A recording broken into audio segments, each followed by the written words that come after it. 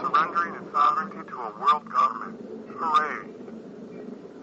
World government is coming. Deal with it. Robert Wright, senior editor of the New Republic, writes that much power now vested in the nation-state is starting to migrate to international institutions. World government, he claims, is probably in the cards. And what's more, it's a good idea. Often those working for world government present themselves not as advocates, but as mere analysts of inevitable natural trends. By casting the steps toward world government in a favorable light, they prepare the public to accept what lies ahead.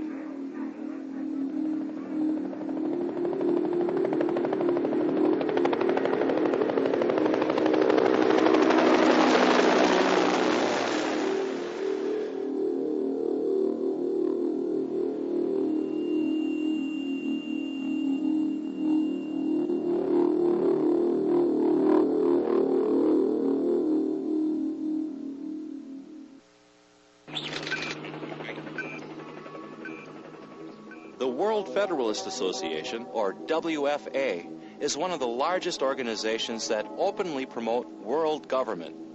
Periodically, the WFA extends a Global Governance Award to a prominent individual pushing for the same goal. Former CBS anchorman Walter Cronkite was among the recipients of the WFA award. Thank you very much. Today we must develop federal structures on a global level to deal with world problems. We need a system of enforceable world law, a democratic federal world government. In a closed-circuit hookup, Hillary Clinton congratulated Cronkite. For decades you've told us the way it is. But tonight, we honor you for fighting for the way it could be. In 1993, the WFA honored an editor for Time magazine for an essay he had written entitled, "The Birth of the Global Nation." Nationhood as we know it will be obsolete. All states will recognize a single global authority.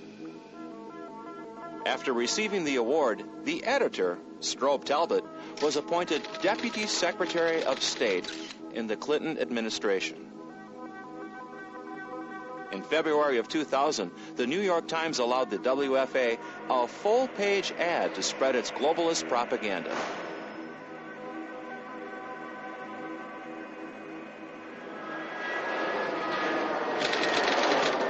However, those striving for world government generally keep their objective hidden from the public eye. The late Senator Alan Cranston explains why to his fellow globalists in the April 1976 issue of Transition magazine. The more talk about world government, the less chance of achieving it, because it frightens people who would accept the concept of world law. Globalists often cloak their ultimate goal behind less threatening labels, terms as world order, collective security, interdependence, global community, economic integration, or convergence. However, all point down the same road. Yet candid admissions do occur. Occasionally, they even expose official policy. One of the most blatant is recorded in a confidential 1961 study. Commissioned by the U.S. State Department, a world effectively controlled by the United Nations directly states the key point. It is world government we are discussing here, inescapable. The author, MIT professor Lincoln P. Bloomfield, also explains that the UN would have to have an unchallengeable monopoly on military power.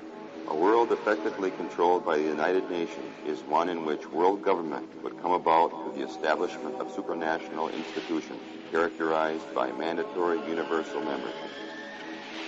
National disarmament is a condition for effective UN control. The Bloomfield study is grounded in official American policy.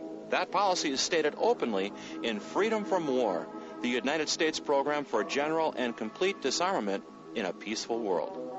It was presented to the UN General Assembly by President Kennedy. The document calls for the transfer of national armaments to UN control in 3 stages. Stage 2 proposes that the UN Peace Force shall be established and progressively strengthened. At the dawn of the 21st century, programs to complete this stage are firmly established and well underway. The Freedom from War blueprint concludes with Stage 3. where no state would have the military power to challenge the progressively strengthened UN peace force. This policy has guided every administration since. Even so-called conservative Republican administrations have been committed to building this new world order. We have before us the opportunity to forge for ourselves and for future generations a new world order, a world where the rule of law, not the law of the jungle, governs the conduct of nations.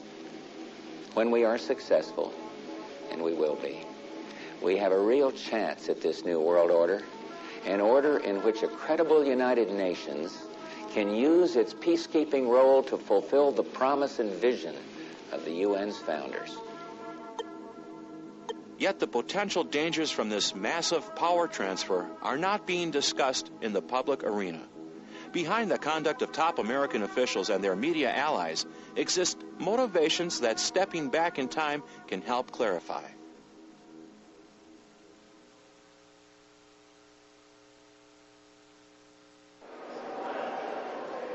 The framers of the Constitution had a profound understanding of human nature.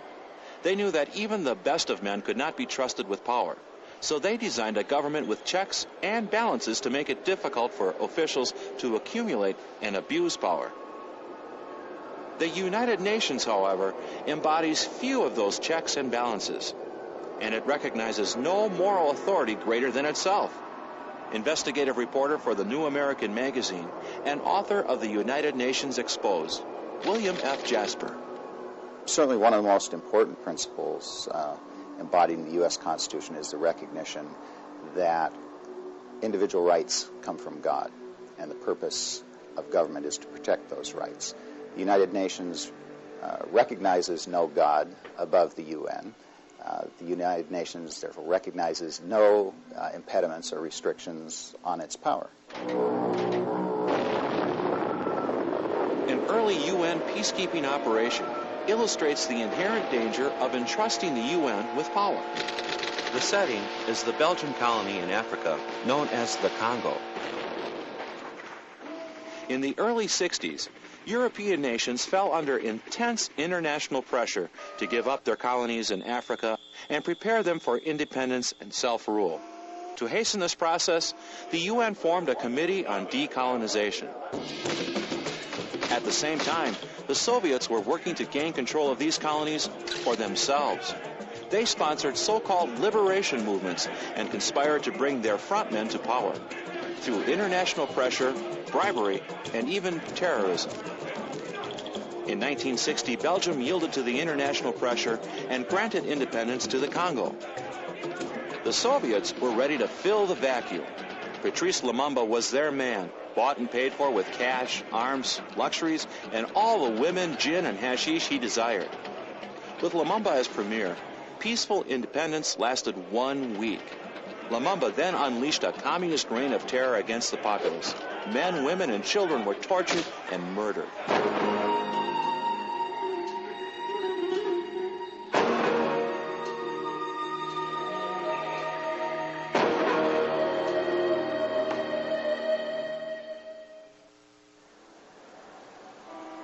Amidst the terror in the Congo, the province of Katanga remained by comparison an island of peace, order, and stability.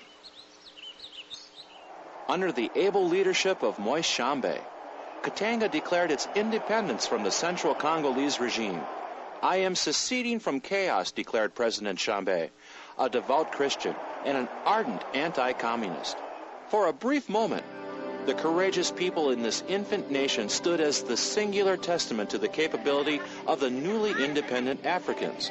As a free people, they were capable of governing themselves with a sense of peace, order, and justice. Tshombe's misfortune, however, was to be pro-Western and pro-free enterprise.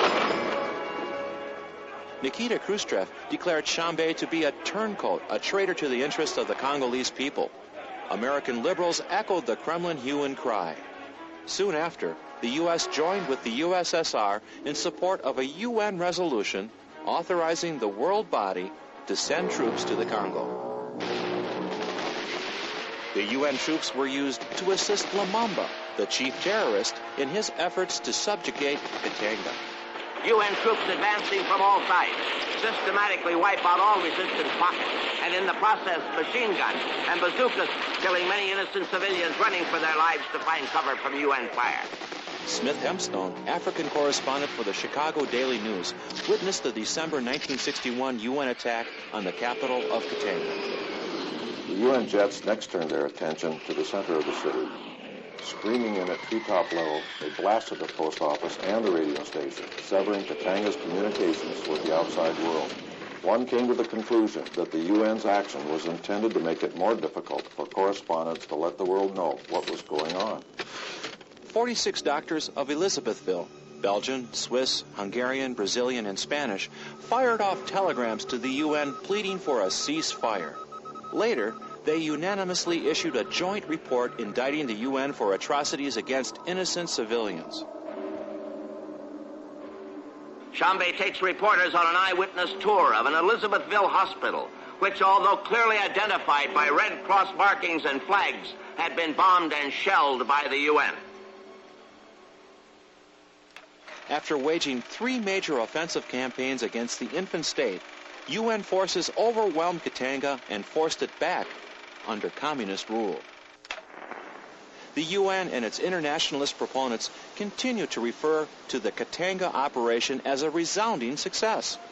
Peacekeeping has proved to be a very useful device, not just in the Middle East, but in Cyprus, the Congo, the subcontinent, and a score of other places. When the UN left the Congo 4 years later, it had achieved what it had been sent to do. The United Nations operation in the Congo did not just help reestablish order and peace.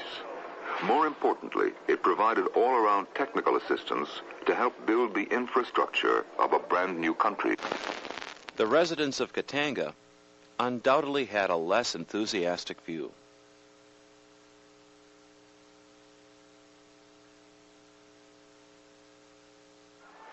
The UN has portrayed its role in Africa as helping to liberate black Africans from their white colonial oppressors, a message that plays well to the sympathies of most Americans. Yet the fact remains, the UN served as a vital Soviet ally in ensuring that the end of European colonialism in Africa would be replaced with Soviet-style colonialism. The result was that most of the people of Africa were denied true independence. The decolonization campaign also impacted the United Nations itself. As new pro-Soviet nations were invited to join, the UN General Assembly became more anti-American. The composition of the UN Security Council was also affected by the shift to a less free world.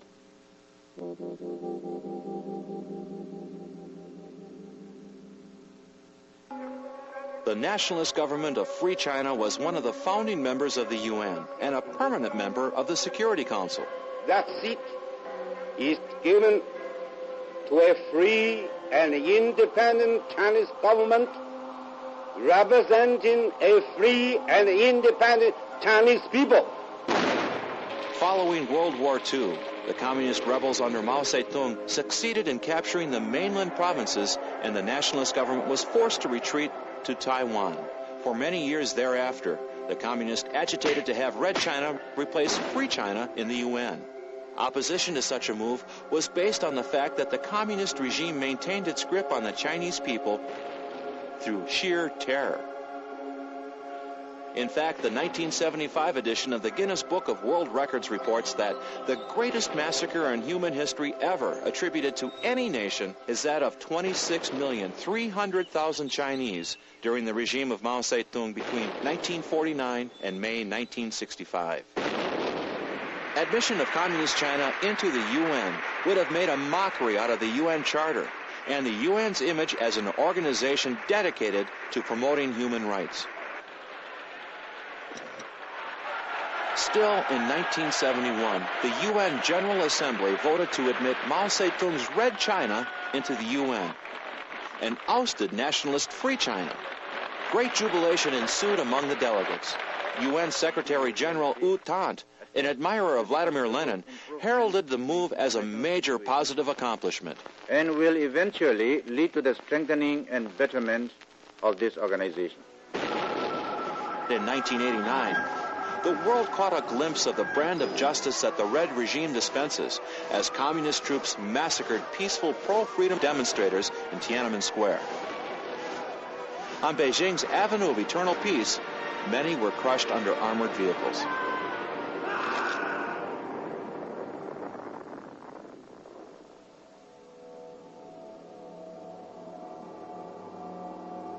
Another genocidal nightmare of the 20th century were the killing fields of Cambodia. In 1975, the revolutionary Khmer Rouge captured the capital of Cambodia and took control of the nation.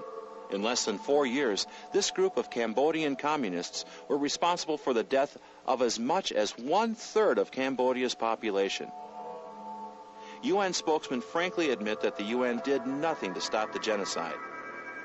However, the Khmer Rouge were supported by the major communist states, states which often engineer terrorism and support the violent overthrow of established governments, and which from the beginning have been members in good standing at the UN.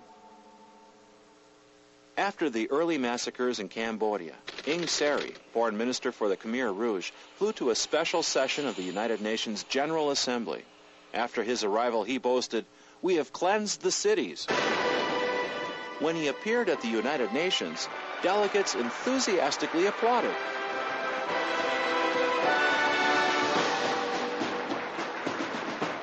Similar treatment is extended to other like-minded potentates. Yasser Arafat brandished a pistol in front of the UN General Assembly as he was given a standing ovation by the so-called peace organization. To anyone who has observantly followed the United Nations over the past 50 years, it comes as no surprise that every communist, terrorist, thug, bureaucrat who comes to the United Nations is welcomed there.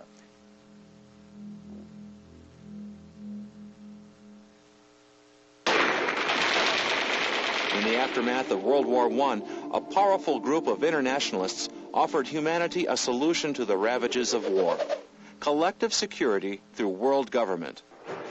The most prominent advocate of this plan was United States President Woodrow Wilson. The League of Nations, he proposed, would enforce peace by threatening to use collective force against individual aggressors. But Americans were leery of entanglements with the constantly warring European powers. They wanted no part of a world superstate. The United States Senate refused to ratify the League of Nations covenant, and without the U.S. membership, the League was doomed. In response, the League's internationalist sponsors decided to found the Council on Foreign Relations. Based in New York City, this private group's purpose would be to lay the groundwork in America for world government. While gaining control within the U.S. State Department during World War II, CFR members covertly worked towards establishing a successor to the League of Nations. The plans for the future United Nations were drafted by the Informal Agenda Group, a secret committee set up by Secretary of State Cordell Hull. The group was composed entirely of CFR members. At the UN's founding conference in San Francisco, 43 of the U.S. delegates, virtually the entire contingent, were CFR members. Acting Secretary General for the conference was CFR member Alger Hiss. Later, the American public would learn that Hiss was a Soviet agent. Few Americans, however, would learn that the United Nations was the creation of the CFR. And from World War II to the present, the CFR's influence in American government and society has grown dramatically. In 1966, the CFR's influence was confirmed in Tragedy and Hope, a history of the world in our time. Its author, celebrated historian Professor Carroll Quigley, sympathized with the CFR's agenda. Concerning the secret network that manages the CFR, Quigley wrote, "I know of the operations of this network because I've studied it for 20 years and was permitted for 2 years to examine its papers and secret records." Quigley also described their ultimate goal: to create a world system of financial control in private hands, able to dominate the political system of each country and the economy of the world as a whole. Admiral Chester Ward, former Judge Advocate General of the U.S. Navy, was for many years a CFR member. Subsequently, he became one of its chief critics. According to Ward, the CFR's goal is the submergence of U.S. sovereignty and national independence into an all-powerful one world government. Richard Harwood of the Washington Post also openly conceded that CFR members are the nearest thing Americans have to a ruling establishment. Harwood's 1993 column pointed to the White House. The President is a member. So is his Secretary of State, the Deputy Secretary of State, all 5 of the undersecretaries. Harwood went on through a litany of CFR members in the Clinton administration. In fact, the CFR has dominated every presidential administration since World War II. The list of CFR members serving in the Bush administration is extensive.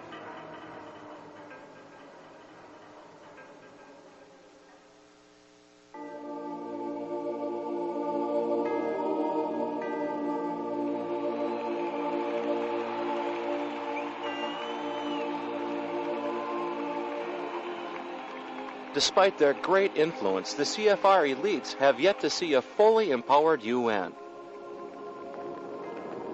While UN activity began to compile a less than attractive track record, critical books, film showings, and radio broadcasts began to alert many Americans about the dangers of an empowered UN. As a result, faith in the UN began to diminish. A 1959 Gallup poll reported that 87% of the American people thought the UN was doing a good job. But by 1980, Gallup reported that only 31% felt the UN was doing a good job. Resistance to the globalist agenda was also felt on Capitol Hill. Between 1975 and 1982, Congress received petitions with over 11 million signatures calling for the United States to withdraw from the United Nations. But the battle had just begun.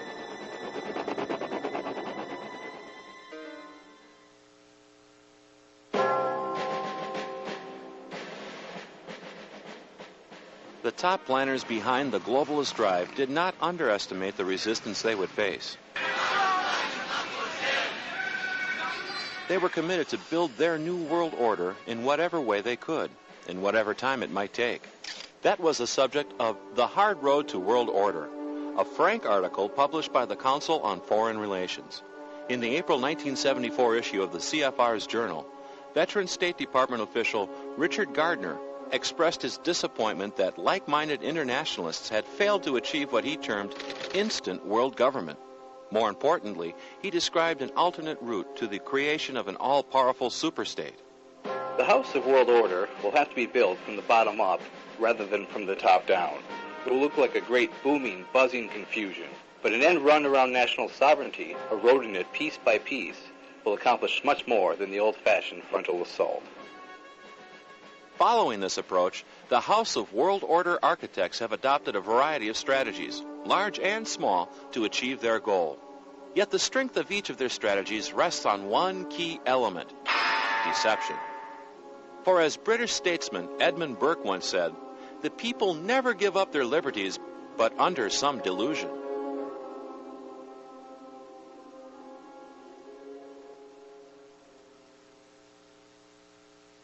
In order to pave the way for national governments to surrender any political power to the UN, globalists need more than just a plausible pretext such as solving a crisis. They must also create the appearance of popular support for their plans. For several decades, the UN CFR axis has been organizing non-governmental organizations, or NGOs, into a force that it calls Global Civil Society. This NGO movement has been developed by the CFR strategist as a deniable asset, for the NGOs must appear to be spontaneous and independent of the power structure. The desired illusion is that the public is demanding change. To drive their agenda forward, the CFR leadership uses the NGO movement as one arm of a giant pincer strategy. The huge NGO network applies pressure on government from below. The other arm of the pincer, consisting of CFR elites inducing political leaders, supplies pressure from above. While NGOs clamor for world governance, political leaders can respond, according to plan, to the so-called public will.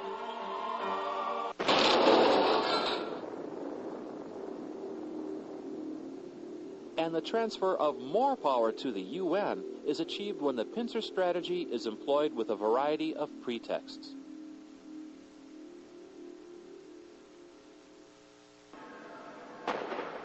The plan to disarm civilians has been part of the earliest plans to disarm nation-states. The motive is simple. If no nation is allowed the military power to challenge UN authority, then no private citizen or group should be able to resist that authority either. In the 1990s, the UN itself began to take a much more visible lead in this movement.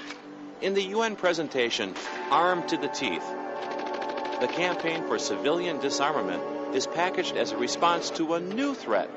Suddenly, a global plague of small arms threatens world peace. The small arms crisis is so acute that the United Nations now considers it one of the gravest challenges facing the world. The UN demonizes the widespread availability of guns as the cause of tragedy and death and makes an extreme claim. It's not lawbreakers and terrorist movements that are the problem. It's the gun itself. Small arms are like uninvited guests who won't leave. Once they take over a country, they are virtually impossible to get rid of. For small arms are not fussy about the company they keep. They can murder indiscriminately. Men and women, young and old, rich and poor. This UN propaganda aims to persuade viewers that they will be better off, safer, if they allow government to take away their means to defend themselves. Of course, not mentioned in the video is the role of the UN and its revolutionary friends in fomenting much of the aggression described. The UN even goes so far as to cite the Rwandan genocide carried out with machetes as a reason to confiscate civilian guns. 800,000 men, women, and children were murdered. A United Nations special rapporteur saw the disaster approaching. He warned the international community that if the arms were not collected immediately, the result would be catastrophic. In many of these instances, this horrendous slaughter could have been prevented if the civilian population had not been disarmed. Generating pressure from below, the NGO network also plays a critical role in the push for civilian disarmament. The Armed to the Teeth video contains a classic example of the pincer strategy at work. IANSA is a network of over 200 grassroots organizations from around the world, which coordinates the fight against the proliferation of small arms and also puts pressure on governments to act. IANSA was not created as the result of a spontaneous outpouring from global civil society, as the United Nations would insist. It is entirely a creation of the United Nations in collaboration with tax-exempt foundations and certain socialist governments in Europe.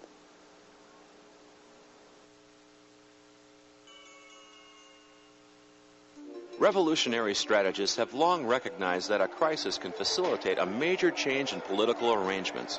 Among the useful crises, war or the threat of war has always topped their list. The threat of environmental catastrophe is still another crisis being used to persuade Americans to accept a revolution in world political arrangements.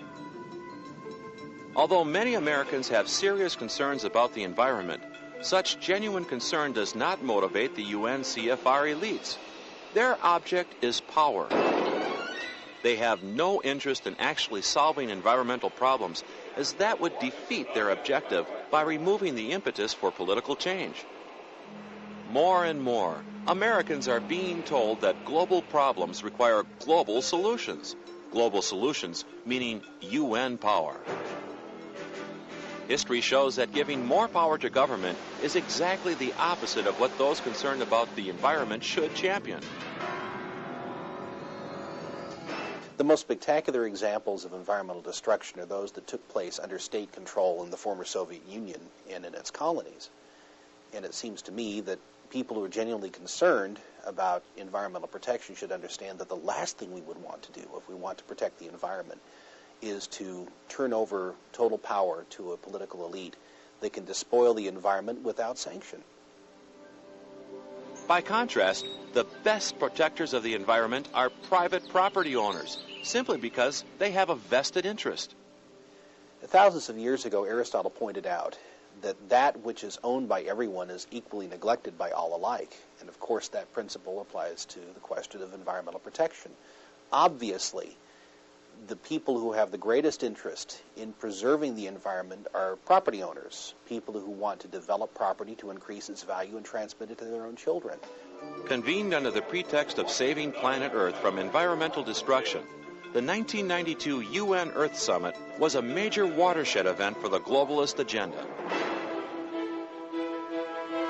The summit put governments on notice that major changes were needed in economic agendas and in our institutions of governance. The Earth Summit gathering was designed to give the illusion of planetary democracy at work. Delegates labored over details of language, while the NGOs lobbied outside for tougher measures. In fact, the principal programs to come out of Rio had already been worked out well in advance by the CFR brain trusts. In supporting the illusion of democracy at work, however, UN propaganda portrays the NGOs at Rio as an independent voice representing a cross-section of civil society. The Viking ship Gaia sails here from Scandinavia, bringing 10,000 messages from children of many nations. Here in the Global Forum, non-governmental organizations and environmental action groups hold their own Earth Summit under the symbolic Tree of Life to monitor the work of the official conference. The massive and growing NGO contingent at the United Nations has become a global rent-a-mob. And if you look at who is actually funding them, this becomes apparent. They are there to make the one-worlders who are grasping for power look more conservative by taking a more radical stance in many instances, and at the same time give the appearance that they are representing the people of the world, the voice of global civil society. Another group found at many UN conferences are the so-called representatives of indigenous peoples. The UN gives the impression that these activists represent the genuine independent voice of their people. At virtually all of the UN summits, for instance, you will see so-called representatives of indigenous peoples. You always see these same representatives miraculously showing up at these summits. They were going to come there to represent the people of their jungle or of their rainforest or of their mountain tribe. In virtually every case, they are there repeating the phrases that have been fashioned for them by these same NGO leaders who are promoting the UN line.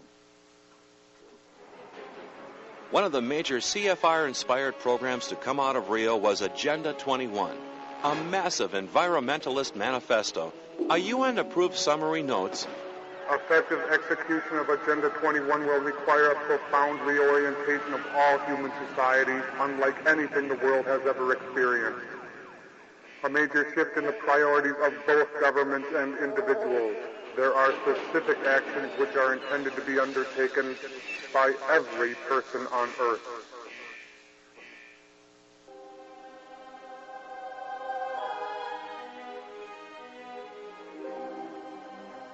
For several decades, globalists developed the idea of a permanent international criminal court with the power to try individuals.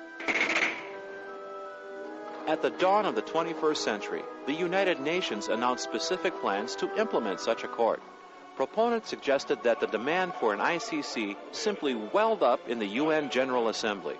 But the Council on Foreign Relations was clearly pulling the strings. The Council on Foreign Relations hand was very evident in the preparatory meetings for the ICC. I was at the Los Angeles conference, and Ambassador David Sheffer, a member of the Council on Foreign Relations, was the keynote speaker.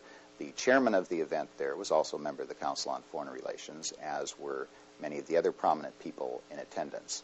In addition, we see that the legal scholars like Richard Falk and others who are putting together the actual documents themselves, hammering out the wording, are also members of the Council on Foreign Relations. In 1998, the UN convened a conference in Rome to hammer out a treaty that would establish the court.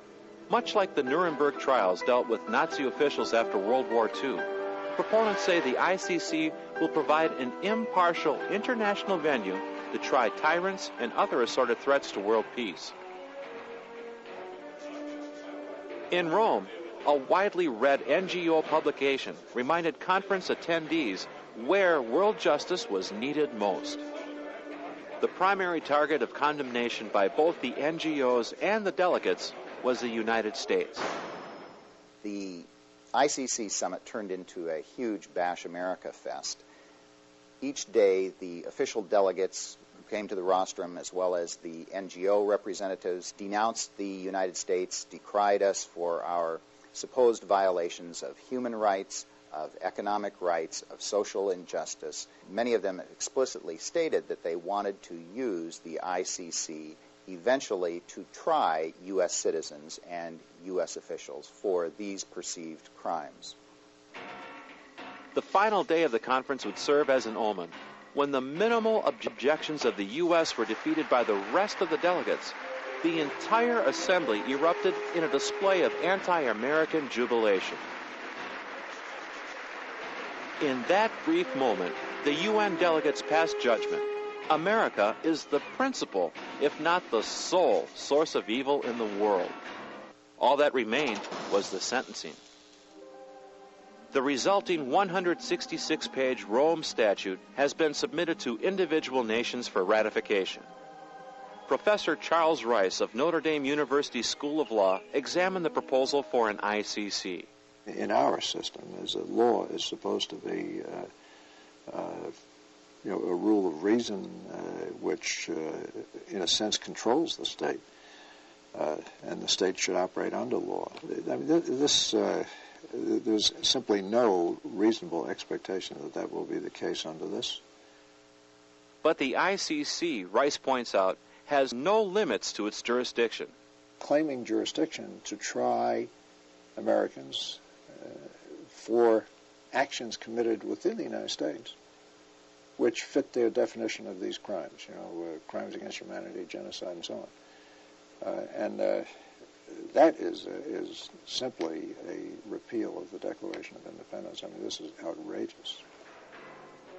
The Rome Statute claims jurisdiction for the ICC to try any individual charged with genocide, war crimes, crimes against humanity, and aggression. However, no reasonable consensus was reached at the Rome Conference concerning the definition of these crimes. Their definition will be left to the arbitrary interpretation of ICC judges. There are other ICC problems as well.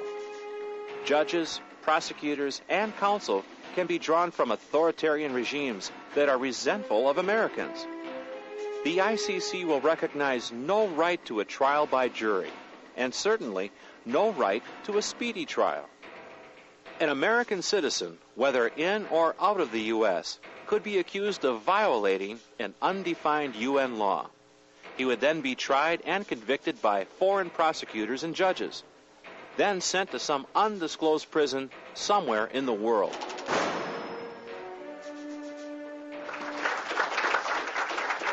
Most important, we should sign and ratify the Treaty for a Permanent International Criminal Court. The majority of ICC supporters in government cannot risk showing their hand so openly. Initially, the Clinton administration objected to some of the provisions of the ICC statute and refused to sign. Political leaders expressed similar reservations. While some of this resistance was genuine, much of it followed a familiar pattern. Many politicians will often conceal their support for radical proposals by putting on an initial show of opposition. Eventually, these false opponents reverse themselves at a strategic moment, claiming a compromise has been achieved, and the public is led to believe that its interests have been protected. Eventually, the Rome Treaty was signed by Clinton, shortly before he left office. Ratification by the U.S. Senate is all that is needed for Americans to become victims of an ICC.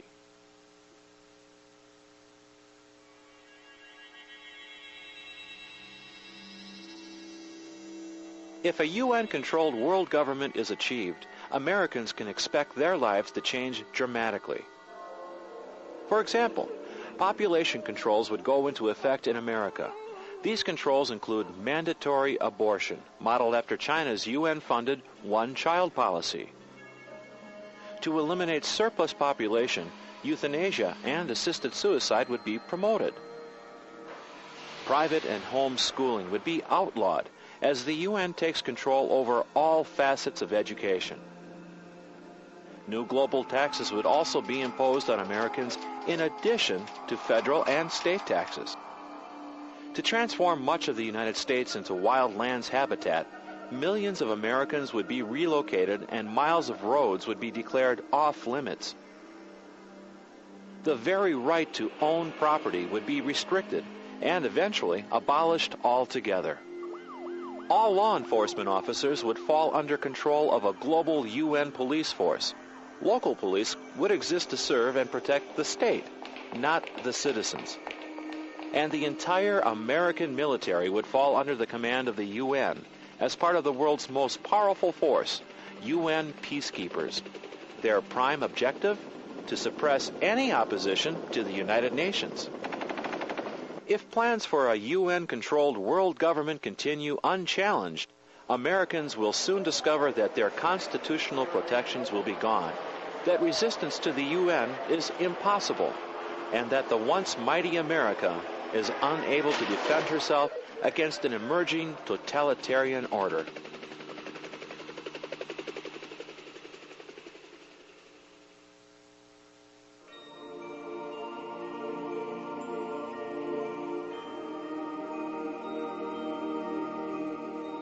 Opportunities to reverse America's course are abundant. Our constitutional system and cultural traditions continue to protect the freedom to speak out without fear of reprisal. And a giant advantage for the defenders of freedom is simply the desire to be free. At the same time, the internationalists fear an aroused and organized American public. They work to misinform and confuse so that the public won't know where to turn for real leadership. Leadership for effective opposition to the globalist agenda.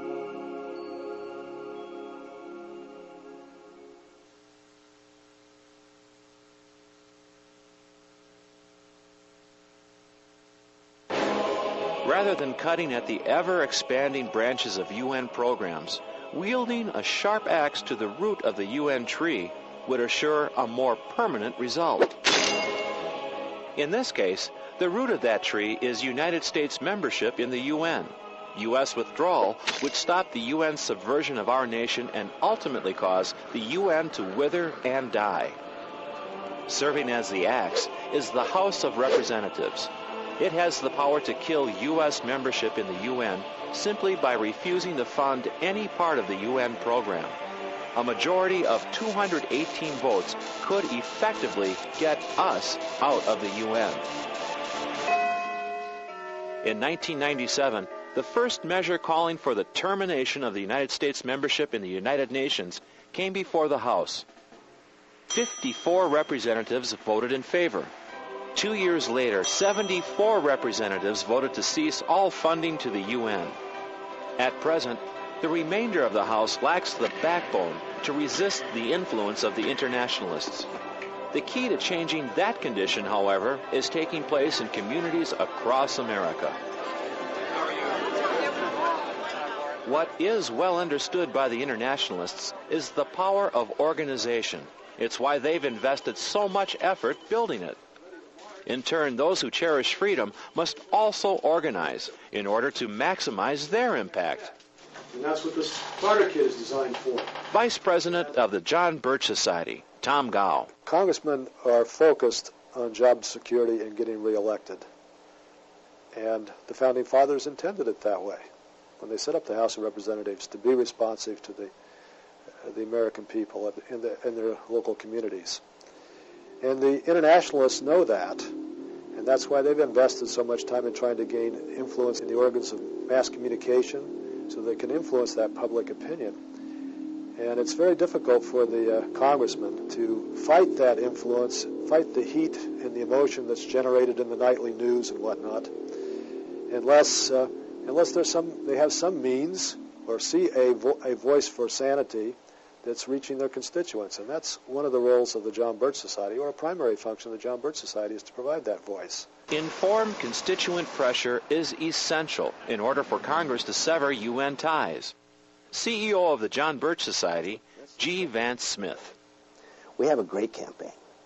We have all kinds of tools. We have wonderful pamphlets that will really help people to understand what's going on. We have billboards, books, videos, all kinds of important things relative to this campaign, tools for this campaign. But those are not the campaign. The objective of the campaign is to change the individual, to help the individual understand how important their freedom is, and the fact that they're going to have to do something about it. The only way there's going to be change is when the American people, individually, one at a time, wake up and do something. So our campaign is to empower people under organized leadership to work together to bring about this change. With that kind of pressure that they can put on the members of the House of Representatives, upon their own congressmen, they can bring about change. But there has to be a concerted action program. Ultimately, the outcome is determined by the inspired action of individuals across this great land. We really need the American people, while there is still time, to stand up for freedom and to stop the plans of the United Nations, and in fact to get us, the United States, out of the United Nations.